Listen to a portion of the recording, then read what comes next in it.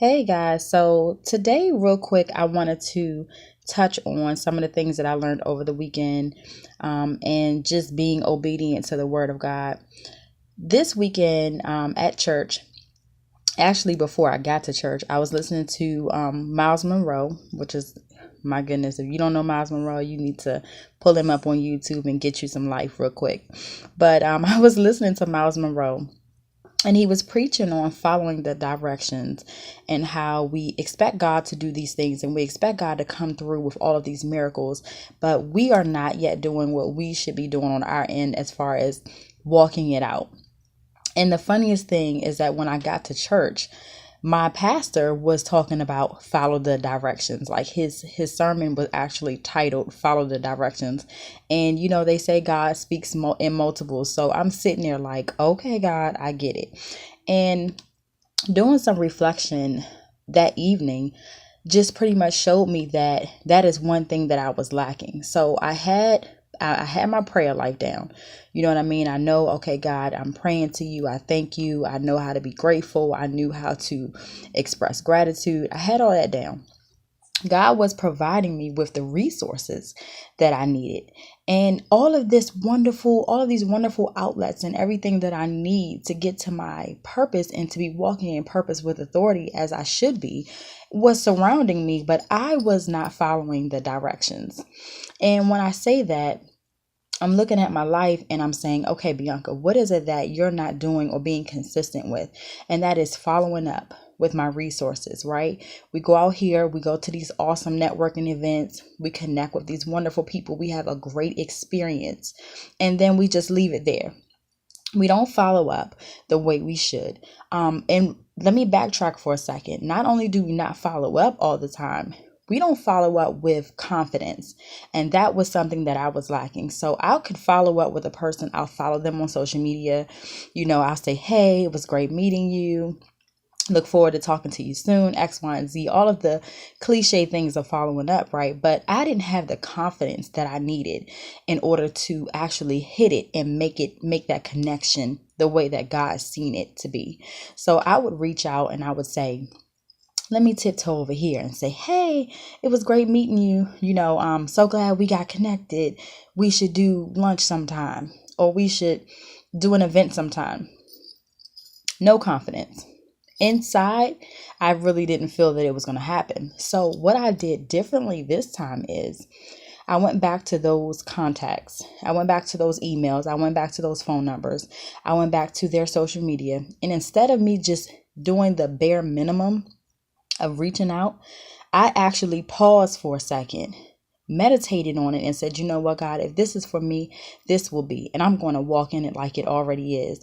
God, I know that you have the best in title for me. I know that this is mine. I know that this connection is going to happen and I'm going to get the most out of it. And then I reached out and I hit it. I reached out for the connection. And let me tell you the difference in that. So the difference is I claimed my authority. I said, you know what? I'm going to have this connection.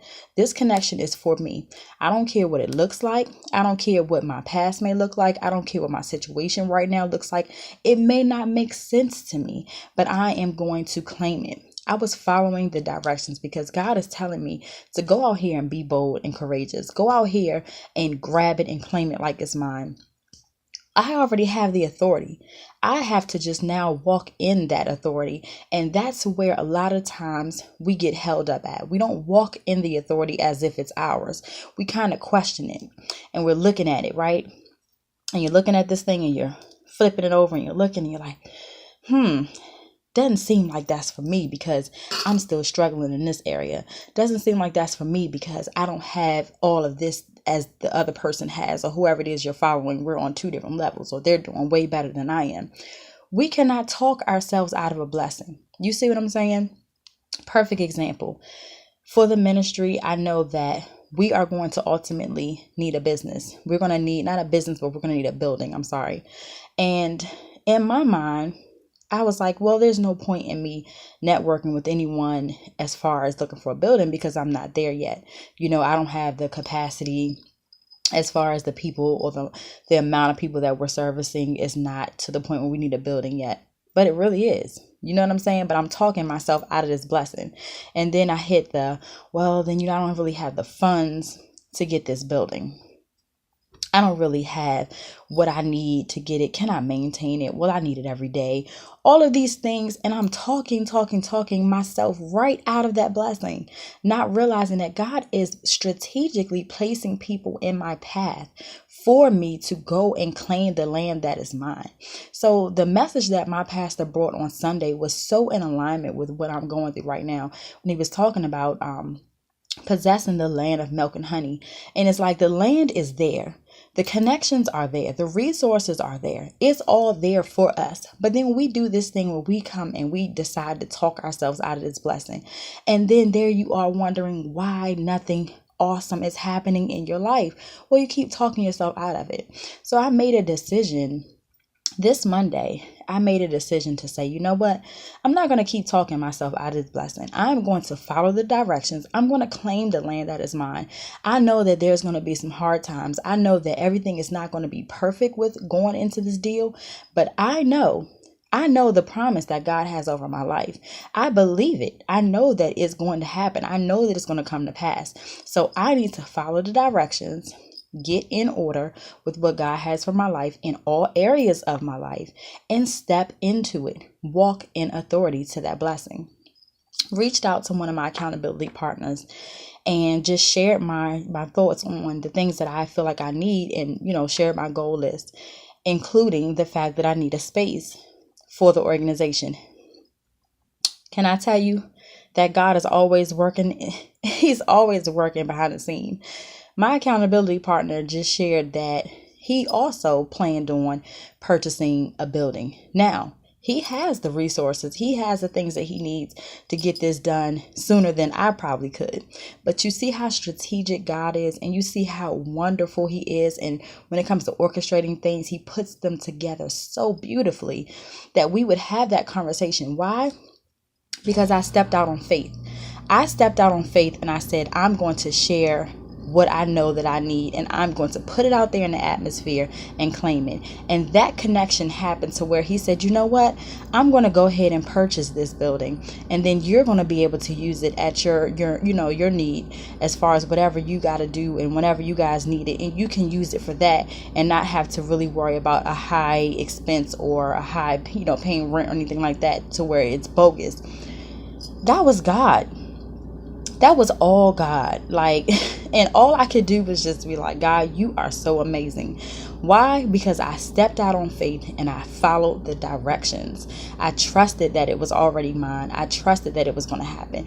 Today, I'm going to take another faith step, and I'm going to reach out to someone that has a huge missions organization that is doing amazing things.